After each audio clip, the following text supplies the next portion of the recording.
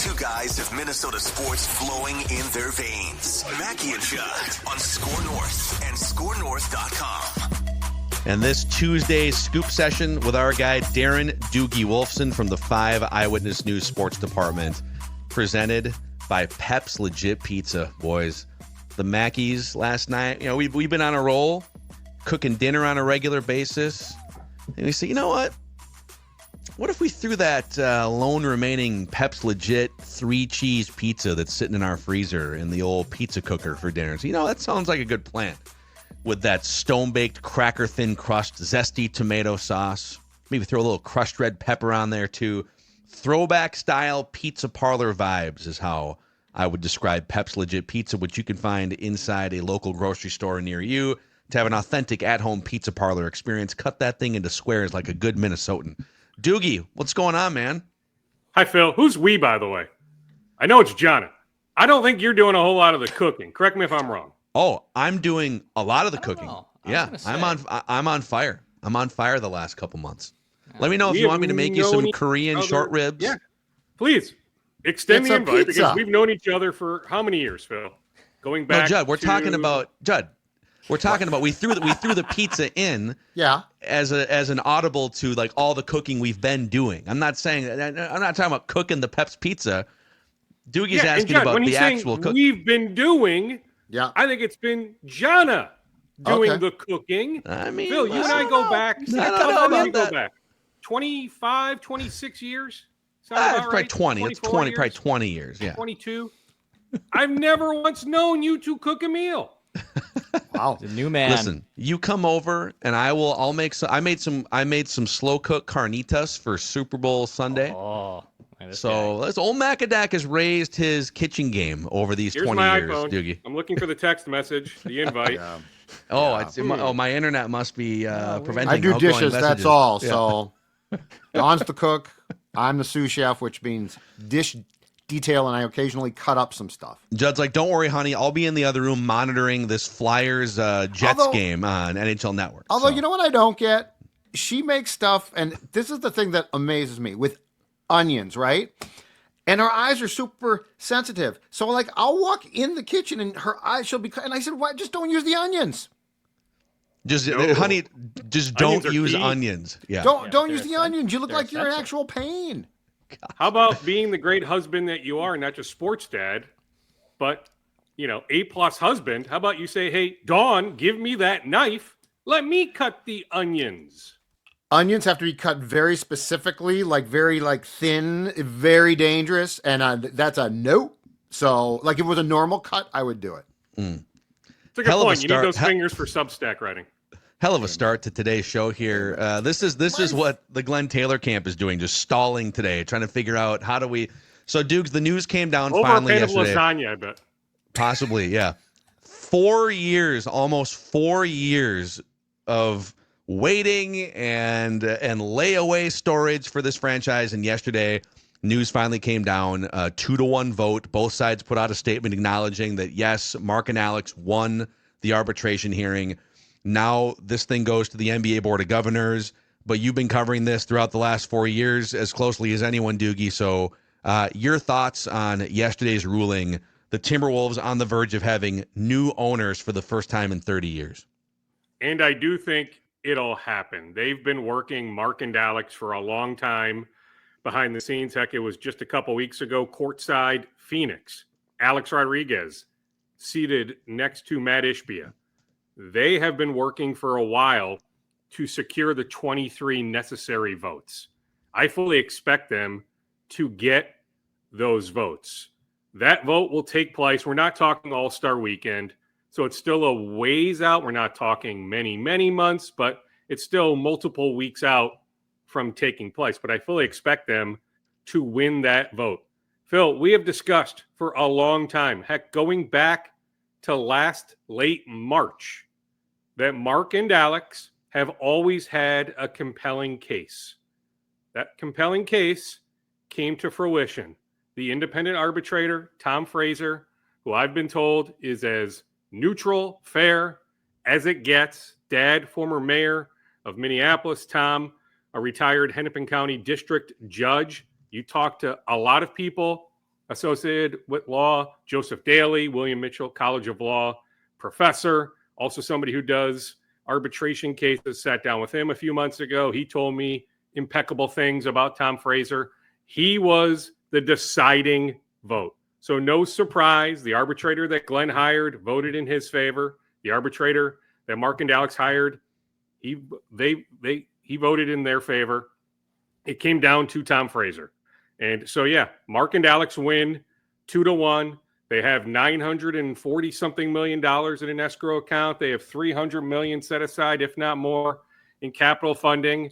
They are ready to rock and roll. So all that needs to take place, arbitration is binding, although I brought up many, many weeks ago, other people picked up on it, you would have to find the right federal judge. And I just don't know how you even fight it if you're the Glenn Taylor side. But if you noticed, Glenn didn't even grant an interview last night with the Star Tribune. He owns the Star Tribune. He declined comment to the Star Tribune. Many of us reached out to Glenn. Heck, many of us reached out to Mark and Alex as well. I get it. Like, it doesn't make sense for them to do on-the-record interviews right now. I mean, anything they say could be used against them heading into the Board of Governors vote. So they won't do any interviews until they are fully approved. But it's full steam ahead. I'm telling you, Phil, I fully expect them to secure those votes. And I just don't see how Glenn's attorneys can find a federal judge to somehow overturn this binding arbitration decision. So all signs point to Marc Lore and Alex Rodriguez moving on as majority owners of the Wolves and Lynx. And that being said, I found a story that says in a federal court, if you're to appeal, if you're Glenn and win, it ordinarily requires extreme measures for that to be a possibility, such as one side believing a member of the panel was compromised or that panel acted outside of its authority. The Athletic reported that Glenn is not expected to appeal. I agree. I think this is done now. But Dukes, here's you're my not next... like Tom Fraser. Everything I just laid out, I can lay out more right about Tom Fraser. Yeah, he's not You're biased. Finding anything there to appeal. I mean, it would come down to his deciding vote. Judd, there's nothing to appeal. It's binding. It absolutely is binding. I just brought it up as a possibility because others in the know brought it up to me. But it's always been an incredible long shot. And so they understand that. So, yeah, him not appealing makes complete sense. So, Dukes, here's the question, though. And we did an emergency episode after the decision came down last night. My question is this. It feels to me like the Wolves basketball ops is pretty well set. Like those guys in Alex and Mark have had, Tim Conley. They approved the contract extension for Chris Finch. So as this transition now happens, do we expect the changes to come on the business side? Because it doesn't feel like there would be a lot of basketball ops changes because of the influence that Mark and Alex already have had in that area. Yes, absolutely. Yes. Like if you're wondering about Tim Connolly, that opt-out this summer, I don't see that happening. Maybe he opts out, signs a new deal, but I see Tim Connolly moving forward as the Wolves president of operations. He has a rock-solid relationship with Mark and Alex. Same goes for the rest of the basketball operations department, the coaching staff, Chris Finch in particular. But yes, when thinking about Ethan Casson, Ryan Tanke, others on the business side, yes, I foresee changes coming. I hinted at last Thursday in this space that, hey, there were a lot of people on edge, especially on the business side, and mentioning that Ethan, hey, like that Houston Texans job was there, and he's got some NFL background. And so why not see if there was an opportunity to take over as the Houston Texans president? And so, yes, I fully anticipate. Like, I can't sit here and tell you this person for sure, that person for sure. But yes, it is not going to be status quo on the business side once these two are approved as majority owners. Yeah, it is palpable how excited fans are over the last however many, what we're sitting here about 10 a.m. on the morning after the 5 o'clock decision came down. So not even 24 hours later. I will say Mark and Alex have a great responsibility now because they've got one of the bright young stars in the NBA. This is a really competitive team that now is more flexible going forward too. they're not an immediate championship contender, but like they're Western Conference Finals, Anthony Edwards. There is a great responsibility taking over this franchise because people want to buy in. People want to spend money on tickets. It's been brewing for years and years. And Glenn was just flat out for 30 years objectively. There were some highs, but in 30 years of Glenn Taylor ownership, the Wolves had the 4th worst winning percentage of any team in the NBA. They only advanced in the playoffs twice in 30 years. They have, I believe it's the 4th fewest or 3rd fewest playoff wins of any franchise. So the bar is very low following those 30 years, but there is still, I think people are somewhat excited because Alex and Mark have made a great connection with fans and they brought a new energy with fans, with players. But I think a lot of the excitement is just anyone but Glenn Taylor, from what I sense among the fan base in the last 24 hours or so, Dukes. Yes, I think a majority of the fan base is incredibly happy in this moment. Is everybody at Target Center happy? Heck no. Heck, let's not forget about the Lynx side of things. Cheryl Reeve, others have a really close relationship with Glenn, with Becky. I get it, 1 of 12 compared to 1 of 30, but he was in charge of 4 Lynx championship seasons. And he empowered Cheryl. He hired the right person. I will offer some blowback, Phil. Like in the moment of hiring, for example, Tom Thibodeau, I don't remember one person saying, what the heck is Glenn Taylor doing? His issue was trusting, listening to people too much, listening to David Stern to then hire David Kahn. Yes, we all get the Steph Curry mishap, but let's not forget Steph Curry through his representation, family members, like he made it very clear he didn't want to be here. Now, you could have called his bluff. You could have said, hey, what are you going to do? Sit out? But he made it very clear he didn't want to be here pre-draft. But I understand it. The evidence is all there. The illegal contract with Joe Smith, everything. The fractured relationship with KG. There are 2 sides to that story, but you could ultimately say, hey, that's on Glenn. Glenn is the majority owner. Glenn, you figure that out. The hiring of Gerson Rosas, remember, that was a panel. That was Cheryl Reeve. That was, heck, Jim Peterson, right? Correct me if I'm wrong. It was a 4 or 5 person panel. Ryan Tankey, right? They came to the conclusion Gerson Rosas was the right hire. By the way, on the court, Gerson was the right hire. I mean, the main infrastructure that's in place right now, thinking about the future of this franchise, that was Gerson Rosas, not Tim Connolly. But I understand the excitement. But you're right. Luxury tax. Remember, last April, I just queued it up. April 10th, 2024, Woj, formerly of ESPN, headline, A-Rod Lore eyed Wolves pay cuts concerning Taylor. Now, do I think that was planted by the Taylor side? I do. I don't have any reason to think that this story from April of 24 is actually going to happen. But remember, it will. But Doogie, that's a planted story, and B, which is fine. Like I get it's a public relations battle, but B, strategically, they should cut payroll to get out of the second apron. Like the way it's unless you are a finished championship product, you should not be operating in the second apron. And so literally any front office worth any amount would scale back on how much they're paying to the personnel that's not ready to win a championship. So like that's kind of a fool's gold PR stance, I guess. Yeah. Continue. I mean, no doubt. I mean, we can stress that was a story that was planted April 10th of last year. ESPN took the bait, ran with it. I have zero reason to believe it. I believe that they have $300 million in capital sitting there, that they are ready to rock and roll.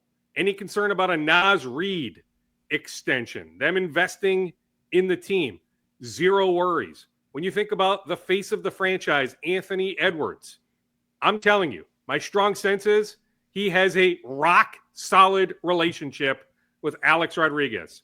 Certainly has a relationship with Marc Lore as well. If you asked me to pick, okay, does Ant feel a closer bond to Mark and Alex or to Glenn? I would tell you Mark and Alex, not even close.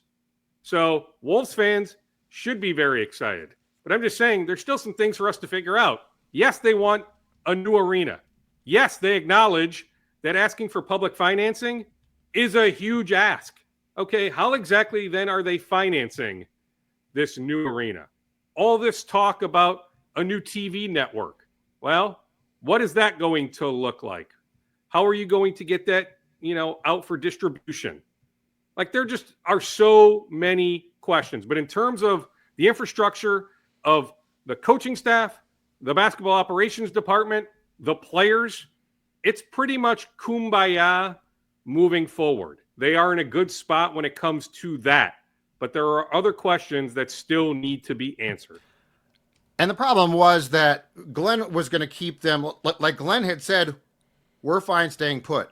Yes. Target Center is no longer sufficient. Like, it's not. Nope. It's a relic. Nope. That was a Mark bad and Alex idea. Are right about that. Glenn never should have signed off on payments to improve that piece of crap. Unfortunately, he did, and they flushed millions of dollars. I think the real question now, though, is this. It is because the first thing that we saw a ton of comments, Dukes, on the episode that we did yesterday was, oh my God, team might move now. Team might leave if they don't get a building. No. They need, let's parse this apart a little bit, though. They need a building. If they are willing to fund it, that's great. Now, saying that they are willing to fund it does not mean that they can or will buy the land. They're going to need land. They can buy some of it, but this is a very delicate dance. It's a web to sort of sift through. The important thing, though, to keep in mind before we all say, oh, hell no, no more money, we built this, we built that, no more, is this. Minneapolis needs this team. And so they're sitting on land. The city is. So if you want to keep the team there, like the immediate threat to me is not that they're going to go to Vegas, Seattle, which are probably going to get expansion teams. The immediate threat is where they're going to go in the Metro. Because I guarantee you, I keep seeing this, there's not land in Eagan. People, have you driven out there? Do you know how much the Wilfs own that's sitting dormant right now? So the real question is, if the city of Minneapolis wants this team, what are they willing to do to help keep it there? But I got bad news. If you don't like progress, then this is a bad day. Like if you don't like progress, if you don't like a little bit of the unknown to get to a better place, then yes, Glenn was your guy. But if you like progress, if you want the Timberwolves to jump into 2025 instead of sort of being stuck in 97, that's the difference. But there do have to be some decisions made here. And I really think the more I think about this, one of the key ones is how much does downtown want this team? Because there's options to move out of downtown. I don't think the first one is to actually take the franchise. And last thing, too, because I'm seeing this a ton. Well, the North Stars left. You're right. Number one, that's 32 years back. The specter of pro sports has changed a lot. The other thing is, remember, Norm Green bought the team from guys who had bought the team very briefly but couldn't afford it. And Norm was given, he had a deal to move the team to Anaheim, California. And what happened was the Mighty Ducks franchise came along and the league's like, we're expanding there, dude. And they handed him a note that said, if it doesn't work there, you can move your team. So nobody could block it. In this case, you would have to get complete approval. So I really think that everything that people are concerned about has far more to do with where the team is going to play in the state, not if they're going to move, at least for now. Yeah, I think that's incredibly fair. That's an interesting point. Try to leverage cities against each other, whether it's Eagan or somewhere else, East Metro or West Metro versus Minneapolis. What is each city willing to give to them? So, yes. In terms of moving, though, no. Like Vegas and Seattle, those are expansion cities. The expansion fees are through the roof. There are more NBA players than jobs available. I'm telling you, the amount of talent on this planet far exceeds the roster limit of 15 plus a few guys on two-way contracts. The league can handle 2 more teams. And so I fully expect, have for a long time, still do, Vegas and Seattle. Maybe it's a different city. Maybe it's not Seattle. Still think for sure Vegas, but I think it's Vegas and Seattle. Expansion fees. expansion teams. That is going to happen. No, I don't see the NBA saying, Mark Alex, go ahead and move the Wolves out of market 15 or whatever we are today, 16. No, I don't foresee it happening. How about the statement? Here is the statement that was emailed to me, the end of the statement from Mark and Alex. Again, they're not going to do any interviews until they get full approval. I understand that, right? There's probably not a whole lot that can be won by doing interviews today, but if they say the wrong thing, that could potentially be used against them. So for now, it's this statement. Here's the end of that statement. We can turn our attention to winning championships in Minnesota for our incredible fans and the Twin Cities community.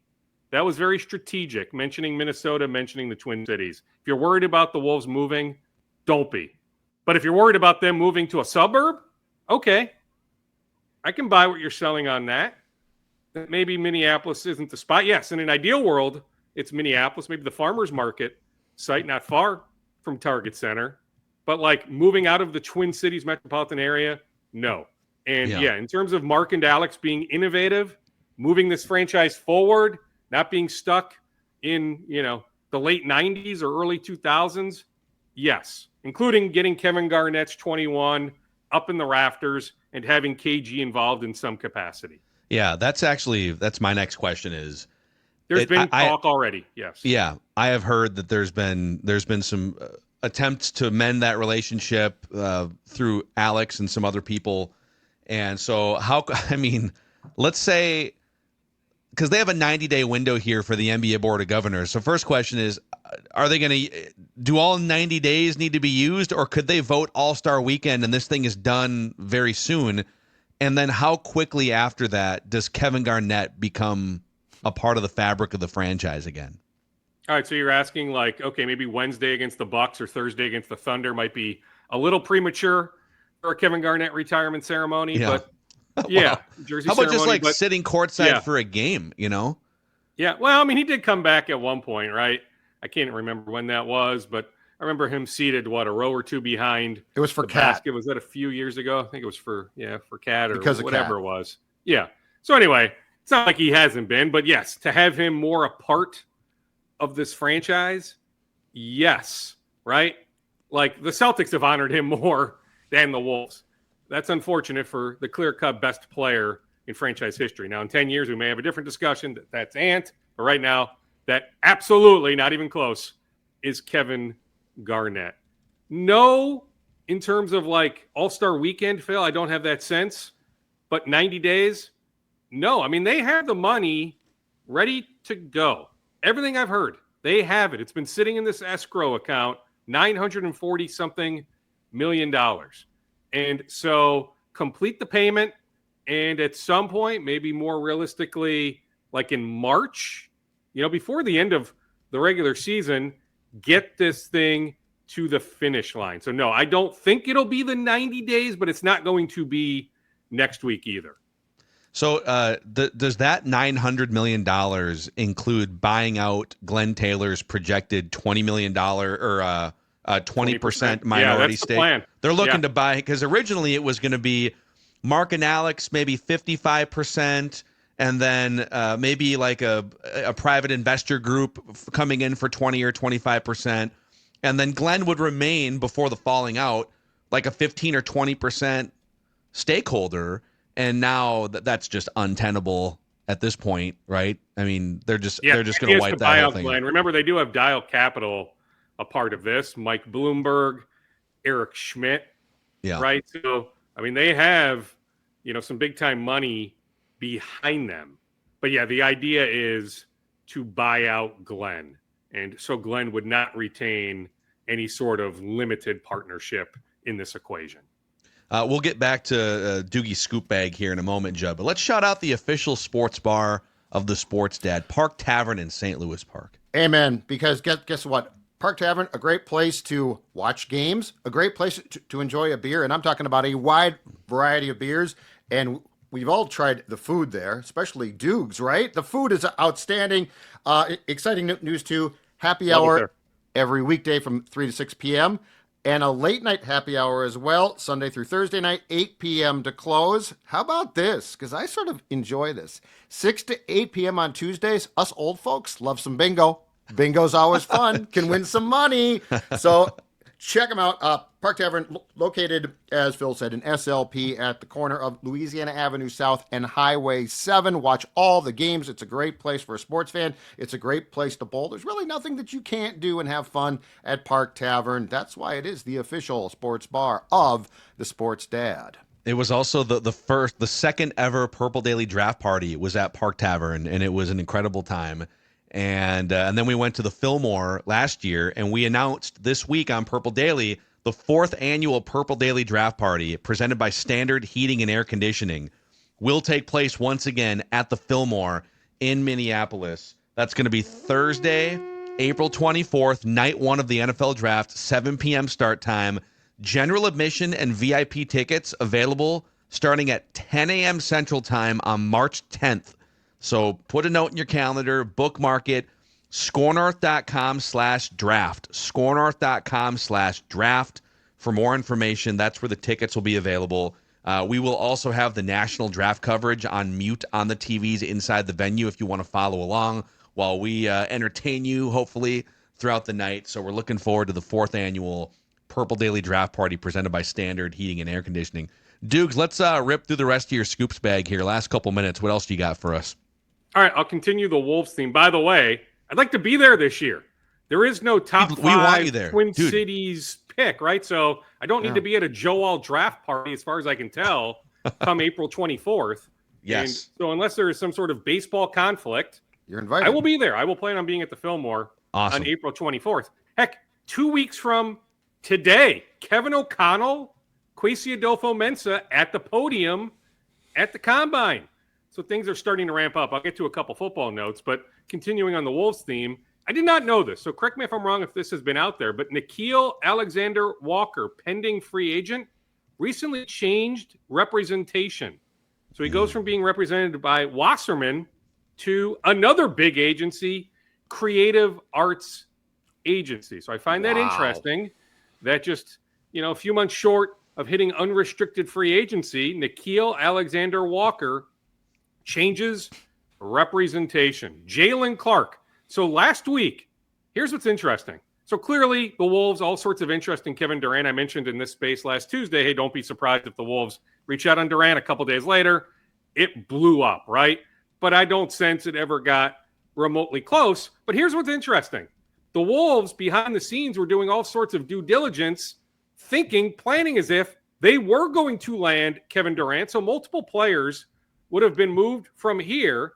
It got as far as dialogue about converting Jalen Clark's two-way contract to a standard deal, right? To get up to the number of players you need on standard NBA contracts. So the Wolves were doing all sorts of work behind the scenes, anticipating that they were going to land KD. Bottom line, we know this summer, especially now with Tim Connolly telling you, I'll be shocked if he goes elsewhere. With this front office in place, the Wolves are going to continue their pursuit of Kevin Durant come this summer. On Jalen Clark, yes. So there has been talk of converting his two-way contract to a standard deal. That is something the Wolves want to do, but he still has enough days where they can have him active on game day, where they don't need to do it right in this moment. But it is something that I absolutely foresee happening, whether it's in the summer or now. Jalen wants to be here. His representation, from what I can sense,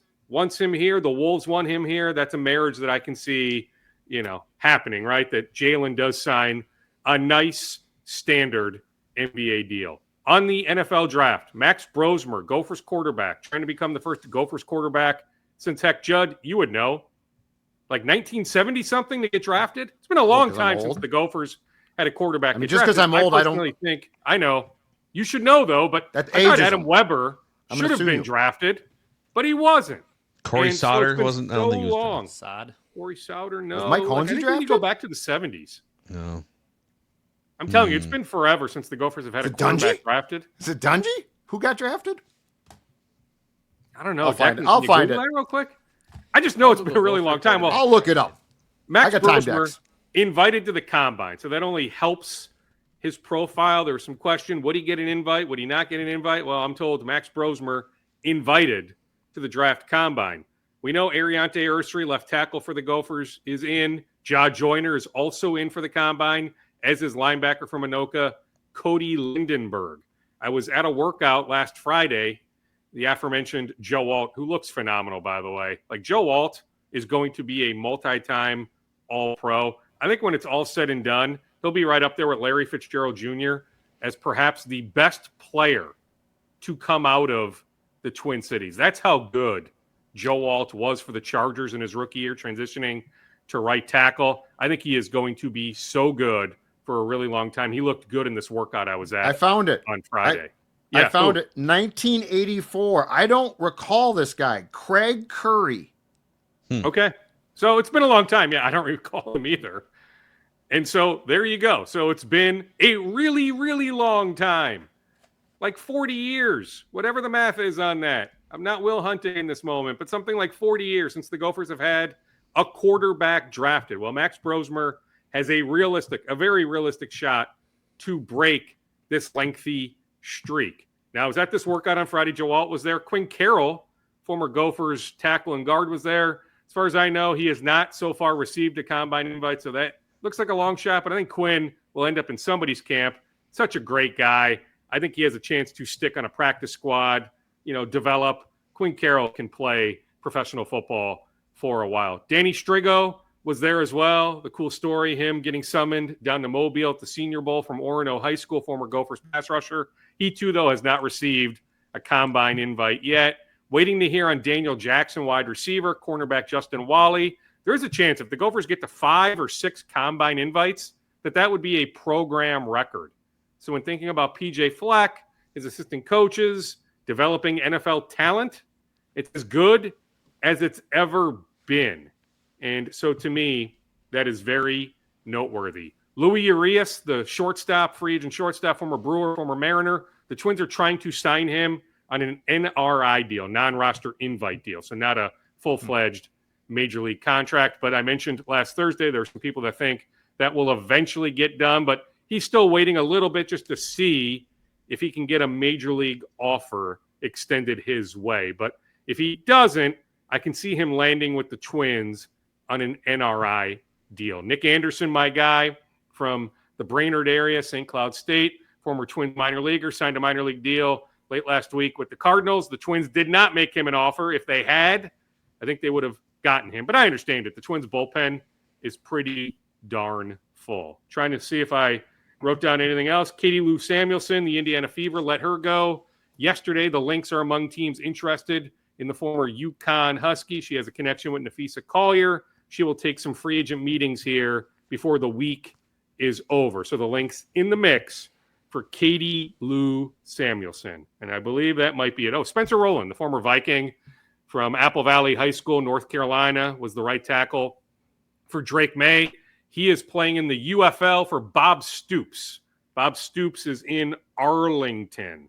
So Bob Stoops, the former Oklahoma coach, now coaching in the United Football League. Spencer Rowland was in camp with the Vikings, then went to Green Bay, was on the Packers practice squad. He'll play this spring in the UFL. There he is, folks. Darren Doogie Wolfson from the 5 Eyewitness News Sports Department. Major correction. My first source was wrong. Craig Curry, 1972 was the last. 72. Gopher Okay, so now we're talking darn near 50 years. Whatever the math is on that. Maybe it is 50. I was 2 years old, which is why I don't recall Craig Curry. It's been forever since the Gophers have had a quarterback drafted. So go, Max, go. Yes, we are hoping that happens. We can get more into Thursday of some buzz from New Orleans about the Raiders absolutely going after Sam Darnold. Oh, yeah. Love it. All right, Dukes. We'll do it again on Thursday, like you said. Darren Doogie Wolfson from the 5 Eyewitness News Sports Department. Little scoop session on this Tuesday, Minnesota sports with Mackey and Judd.